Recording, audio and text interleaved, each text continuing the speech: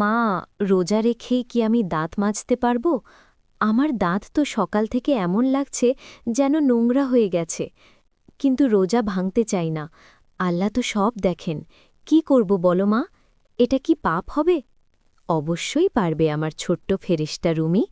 রোজার সময় দাঁত মাজা একদম জায়েজ এবং সুন্নত, কিন্তু খেয়াল রাখতে হবে যেন পেস্ট বা পানি মুখের ভিতর না গেলে ফেলিস। শুধু ভালো করে ব্রাশ করে কুলকুচি করে ফেলে দিবি, যাতে কোনো কিছু গলায় না নামে।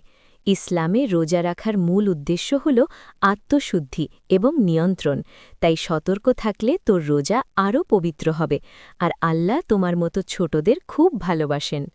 ও মা, আমি তো একবার মিষ্টি পেস্ট ব্যবহার করেছিলাম। তার স্বাদ এত মিষ্টি এবং লোভনীয় ছিল যে মনে হলো যেন ইফতার হয়ে গেছে। রোজা ভেঙে যায়নি তো? আমি তো ভয় পেয়ে গিয়েছিলাম।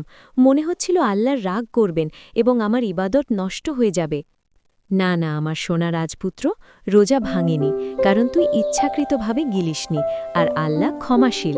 কিন্তু এখন থেকে সাধারণ পেস্ট ব্যবহার করবি, যাতে কোনো লোভ না হয় এবং স্বাদ না থাকে। হাদিসে রাসূল সাল্লাল্লাহু আলাইহি ওয়াসাল্লাম বলেছেন, রোজাদারের জন্য দাঁত মাজা সুন্নাত, এতে শরীরের পবিত্রতা বাড়ে এবং ইবাদাত আরও সুন্দর হয়। চল, আমি তোকে দেখিয়ে দিই কিভাবে সঠিকভাবে করতে হয়। এতে তোর রোজা মজবুত হবে, আর আল্লাহ তোমার হাসি দেখে খুশি হবেন। এই ছোট ছোট নিয়মগুলোই আমাদের জীবনকে আলোকিত করে।